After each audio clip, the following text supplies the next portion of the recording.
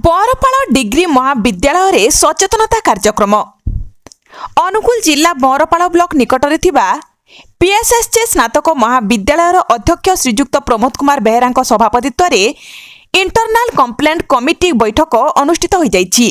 एथिरे चेयरपर्सन भावे अध्यापिका क्षीरदिनी पाणी को मनोनीत करा जाइथिला एवं एक यौन निर्यातना निराकरण मूलक सचेतनता कार्यक्रम आयोजन करा जाइथिला।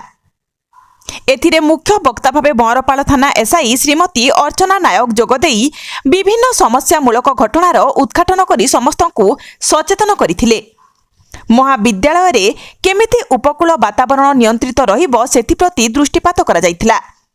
एही आईसीसी कमिटी रे सभ्य भावे अध्यापक पुण्येन्दु भूतिया, अध्यापिका सुमित्रा साहू, एनजीओ कर्मकर्ता श्रीमती पद्माक्षी सिंह, छात्री इप्सिता सामल, प्राची सिंह, श्रुतिरेखा विषय को मनोनयन करा जाइथिला।